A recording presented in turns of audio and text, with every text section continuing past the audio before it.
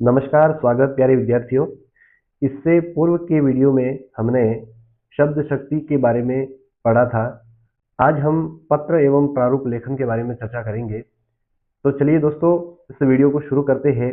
इससे पहले यदि आपने इस चैनल को सब्सक्राइब नहीं किया है तो चैनल को सब्सक्राइब जरूर करें एवं बेल आइकन को क्लिक करें ताकि आने वाले हर वीडियो का नोटिफिकेशन आप तक पहुंच सके। साथ ही अपने दोस्तों के साथ भी शेयर करें ताकि उन्हें भी यह जानकारी मिल सके। आज का हमारा जो टॉपिक रहेगा वह है पत्र एवं प्रारूप लेखन, जिसमें हम बहुत सी बातों के बारे में जानेंगे। सबसे पहले हम यह देखेंगे कि पत्र लेखन कैसे किया जाता है और क्यों किया जाता है। उसके बाद में पत्र लेखन की महत्वपूर्ण बातें, कौन कौन सी बातें हैं जो पत्र लेखन के लिए आवश्यक है। साथ ही हम पत्रों के प्रकार भी जानेंगे और इसके बाद में हम अंत में यह जानेंगे कि पत्र क्या है और इस पत्र का प्रारूप क्या है, इस अर्धशासकीय पत्र क्या है। इन सब के बारे में वीडियो में हम जानेंगे, इसलिए वीडियो में अंत तक बने रहिए। शुरू करते हैं दोस्तों। पत्र लेखन। पत्र लेखन किसे कहते हैं और क्यों किया जाता है, इसके बारे में हम जानेंगे। पत्र सूचना एवं संवादों का बड़ी सरलता से आदान का एक माध्यम है। पत्रों के माध्यम से किसी विषय पर विस्तार से, प्रभावी एवं आत्मीयता से विचार व्यक्त करते हैं।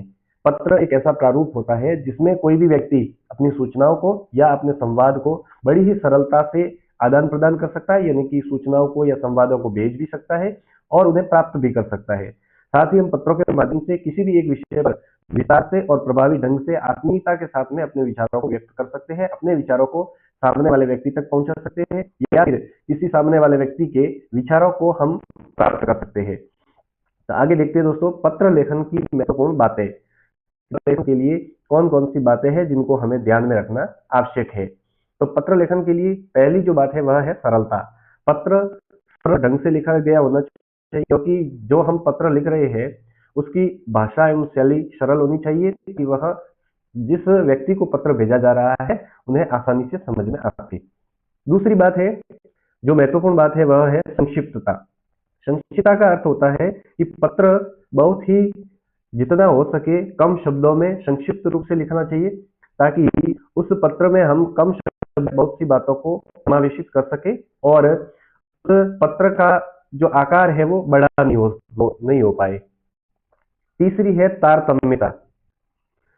दोस्तों, तारतम्यता का अर्थ होता है किसी भी घटना को हम पूरे क्रम के साथ में प्रेषित करें, पूरे क्रम के साथ में उसका वर्णन करें। इसी प्रकार से पत्र में तारतम्यता जरूरी है, क्योंकि पत्र में जिन बातों को हमें शुरुआत में कहना है उनको हम शुरू में ही कह दें और जिन बातों हमें अंत में कहना है उनको हम अंत के लिए रखें। इस प्रकार से पत्र की एक तारतम्यता होनी चाहिए, एक व्यवस्थित ढंग से पत्र लिखा जाना चाहिए।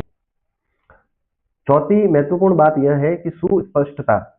सुस्पष्टता का अर्थ होता है कि जो हम पत्र लिख रहे हैं वह पत्र स्पष्ट रूप से होना चाहिए, ताकि जिस व्यक्ति को पत्र भेजा जा रहा है उसे उसका भाव स्पष्ट रूप से समझ में आ जाए। उसका जो लेखन है वह लेखन स्पष्ट रूप से होना चाहिए, ताकि उसे पढ़ते ही वह पत्र समझ में आ जाए। अगला और पांचवी जो महत्वपूर्ण बात है वह है शिष्टता। शिष्टता यह भी पत्र लेखन के लिए एक अनिवार्य और महत्वपूर्ण बात। शिष्टता का अर्थ है कि पत्र लेखन करते समय हमें ऐसी भाषा का प्रयोग करना चाहिए, ऐसे व्यवहार का प्रयोग करना चाहिए जो दूसरों के लिए, सामने वालों के लिए सम्मानजनक हो। यह होती है शिष्टता। अब आगे हम बढ़ते हैं दोस्तों, पत्रों के प्रकार। पत्रों के प्रकार में हम ये जानेंगे कि पत्र मुख्यतः दो प्रकार के होते हैं। पहला तो होता है औपचारिक पत्र और दूसरा होता है अनौपचारिक पत्र। औपचारिक पत्र जिनको हम कार्यालय पत्र भी कहते हैं, यह कार्यालय या व्यवसाय के लिए लिखे जाते हैं। इसमें प्रार्थना पत्र आ सकते हैं, आवेदन पत्र आ सकता है, किसी भी अधिकारी को कार्यालय पत्र लिखा गया हो तो वह भी इसके अंतर्गत आता है। साथ ही हम निविदा, विज्ञप्ति, ज्ञापन, अधिसूचना इनके बारे में भी जानेंगे। ये सभी औपचारिक पत्र के ही एक उदाहरण है। दूसरा होता है अनौपचारिक पत्र। अनौपचारिक पत्र का अर्थ यह होता है कि यह अपने परिवार के किसी सदस्यों के साथ में भी लिखा जा सकता है, मित्रों के साथ में या सगे संबंधियों को भी लिखा जा सकता है। वह पत्र अनौपचारिक पत्र होता है। तो औपचारिक पत्र यह होता है दोस्तों कि इसका एक निर्धारित फॉर्मेट होता है, एक निर्धारित प्रारूप होता है, आपको उसी प्रारूप में वह पत्र लिखना पड़ता है। जबकि अनौपचारिक पत्र का कोई प्रारूप नहीं होता, यह आप अपने परिवार के सदस्यों, मित्रों, रिश्तेदारों को, अपने पति को, किसी को भी भेज सकते हैं, लिख सकते हैं।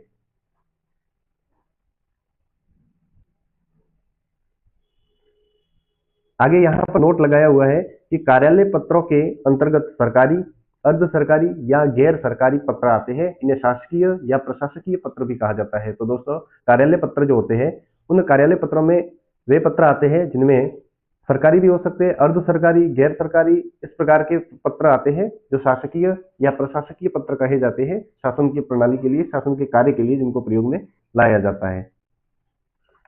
हाँ, तो दोस्तों, अब यहाँ पर दो शब्द दिए गए हैं। एक तो शब्द है प्रेषक और दूसरा है प्रेषिती, जो कि पत्र लेखन में बहुत ही आवश्यक है। ये दोनों ही शब्द, इन दोनों शब्दों का अर्थ हमें पता होना जरूरी है। प्रेषक का अर्थ होता है दोस्तों भेजने वाला, जो पत्र को भेज रहा है, जो लिख करके आगे भेज रहा है, वह प्रेषक होता है। और प्रेषिती का अर्थ होता है जो पत्र प्राप्त कर रहा है, वह प्राप्त करने वाला प्रेषिती आता है। अब आपको इस पत्र के प्रारूप में कई जगह प्रेषक का नाम, प्रेषिती का नाम लिखा हुआ होता है। तो वहां पर जैसे ही प्रेषक शब्द आता है, इसका अर्थ है वो व्यक्ति भेजने वाला है, जो पत्र लिख करके भेज रहा है, वह प्रेषक कहलाएगा। और प्रेषिती का अर्थ है जो पत्र को प्राप्त कर रहा है, जो पत्र को पढ़ेगा, वह प्रेषिती कहलाएगा। हाँ, आगे हम देखते हैं दोस्तों, अर्धशासकीय पत्र। अर्धशासकीय पत्र किसे कहते हैं और अर्धशासकीय पत्र क्या है, इस पत्र का प्रारूप कैसा होगा, इसको हम जानेंगे। इसमें एक सरकारी अधिकारी या कर्मचारी अन्य सरकारी अधिकारी को व्यक्तिगत नाम से लिखता है, वह अर्धशासकीय पत्र होता है। इसका उद्देश्य किसी विषय की जानकारी प्राप्त करना, सूचना पाना, विचार विमर्श करना या व्यक्तिगत राय जानना होता है। इसमें औपचारिकता का समावेश तथा आत्मीयता का पूर्ण दोनों ही प्रकार का होता है। मान लीजिए दोस्तों, कोई ए व्यक्ति है, वह किसी कार्यालय में उच्च पद का अधिकारी है। अब वह व्यक्ति किसी दूसरे कार्यालय में, अगर बी नाम का कोई व्यक्ति है, उससे किसी विषय पर राय जानना चाहता है या फिर किसी विषय की जानकारी प्राप्त करना चाहता है या कोई विचार विमर्श करना चाहता है, तो वह व्यक्तिगत रूप से एक व्यक्ति दूसरे व्यक्ति को अपना पत्र भेज रहा है। क्योंकि ये दोनों ही व्यक्ति है, वो राजकीय अधिकारी है, राजकीय कर्मचारी है, जो एक दूसरे को भेज रहे हैं पत्र, लेकिन पत्र अपने व्यक्तिगत रूप से भेज रहे हैं, सरकार के कार्य से या राजकीय कार्य से नहीं भेज रहे हैं। तो वह पत्र दोस्तों अर्धशासकीय पत्र कहलाएगा। अर्धशासकीय जैसा कि नाम से ही स्पष्ट है, अर्ध का मतलब होता है आधा और शासकीय का मतलब राजकीय। आधा शासकीय पत्र है, इसका अर्थ यह है कि वो दोनों ही व्यक्ति सरकारी अधिकारी या सरकारी कर्मचारी होंगे, लेकिन वो अपनी व्यक्तिगत बात के लिए, किसी विषय पर जानकारी प्राप्त करने के लिए, कोई सूचना प्राप्त करने के लिए या फिर आपस में अपना किसी विषय पर विचार विमर्श करने के लिए पत्र व्यवहार करते हैं, तो वह पत्र अर्धशासकीय पत्र कहलाता है। हाँ दोस्तों, अब देखते हैं अर्ध सरकारी पत्र का प्रारूप कैसा होता है। अर्ध सरकारी पत्र का प्रारूप किस प्रकार से हमें अर्ध सरकारी पत्र तैयार करना है। तो देखिए दोस्तों, यहाँ पर एक प्रश्न है कि स्वयं को जिला शिक्षा अधिकारी, जिनका नाम यहाँ दिया हुआ है अवनीश कुमार, स्वयं को जिला शिक्षा अधिकारी अवनीश कुमार मानते हुए जिले के समस्त संस्था प्रधानों को गुणवत्तापूर्ण शिक्षा के लिए सुनिश्चित करवाने के लिए एक अर्ध सरकारी पत्र लिखना है। उस अर्ध सरकारी पत्र का प्रारूप हमें तैयार करना है। तो देखिए, इसमें सबसे पहले दोस्तों और सबसे महत्वपूर्ण जानकारी यह है कि आपको सबसे पहले कार्यालय का नाम व पता लिखना पड़ेगा। तो यहाँ पर कार्यालय का नाम लिखा हुआ है। कार्यालय कौन सा कार्यालय होगा? जो व्यक्ति अपने पत्र को तैयार करके भेज रहा है, जो पत्र को लिख रहा है, उन्हीं के कार्यालय का पता। तो यहाँ पर पत्र लिखने वाले व्यक्ति का नाम दिया हुआ है अवनीश कुमार और उनका पद है जिला शिक्षा अधिकारी। तो इनके कार्यालय का नाम सबसे पहले दोस्तों आएगा कार्यालय जिला शिक्षा अधिकारी और इसके बाद में पता में यहाँ पर देखिए दोस्तों, एक बात और जानने लायक है कि जिले का नाम कोई दिया हुआ नहीं है। जब कोई जिले का नाम दिया हुआ नहीं है तो आप अपनी सुविधा अनुसार किसी भी जिले का नाम लिख सकते हैं। कार्यालय जिला शिक्षा अधिकारी सिरोही या पाली या फिर जालौर, जयपुर, कोई भी लिख सकते हो आप। उसके बाद में दोस्तों आएगा क्रमांक।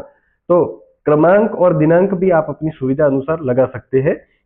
उसके बाद में आपको फॉर्मेट में सबसे महत्वपूर्ण जानकारी यह देखनी है कि प्रेषक का नाम और प्रेषक प्रेषिती दोनों ही क्या होते हैं, यह हमने इस वीडियो में ही पूर्व में देख लिया है। प्रेषक का अर्थ होता है दोस्तों भेजने वाला, जो पत्र को लिख करके तैयार करके जो भेज रहा है और भेजने वाला क्या कहलाएगा? प्रेषक। तो यहाँ पर प्रेषक कौन है दोस्तों? अवनीश कुमार, जो कि जिला शिक्षा अधिकारी है। तो यहाँ आएगा अवनीश कुमार जिला शिक्षा अधिकारी, पद नाम में आ जाएगा जिला शिक्षा अधिकारी। फिर इसके बाद में ये संबोधन है प्रिय श्री। ये संबोधन उनको है जिन संस्था प्रधानों को जिला शिक्षा अधिकारी अपना पत्र भेज रहे हैं। तो यहाँ पर दोस्तों यदि कोई एक संस्था प्रधान होते तो उनका नाम आ जाता प्रिय श्री के बाद में, लेकिन यहाँ पर जिले के समस्त संस्था प्रधानों को यह पत्र भेजा जा रहा है, इसलिए यहाँ पर संबोधन में किसी एक व्यक्ति विशेष का नाम ना आकर आ जाएगा समस्त संस्था प्रधान जिला सिरोही या जिला पाली, जो भी जिला है, आप कोई भी जिला लिख सकते हैं इसमें।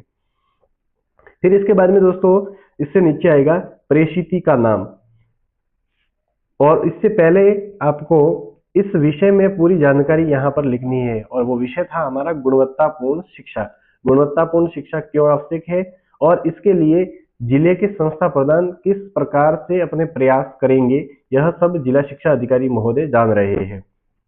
फिर उसके बाद में दोस्तों आएगा कि प्रेषिती का नाम, पता, और फिर आएगा भवदीय। तो प्रेषिती का अर्थ होता है दोस्तों जो इस पत्र को प्राप्त कर रहे हैं, और प्राप्त करने वाले जिले के संस्था प्रधान है। तो यहाँ पर संस्था प्रधान आ जाएगा, और यदि कोई व्यक्तिगत रूप से प्राप्त कर रहा है तो उनका नाम आ जाएगा, वरना यहाँ पर समस्त संस्था प्रधान जिले का नाम आ जाएगा कि जो जिस जिले से संबंधित है वह आ जाएगा।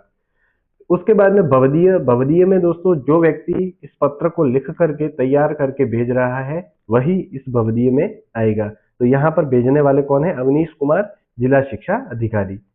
तो दोस्तों आज हम यहीं तक पढ़ेंगे।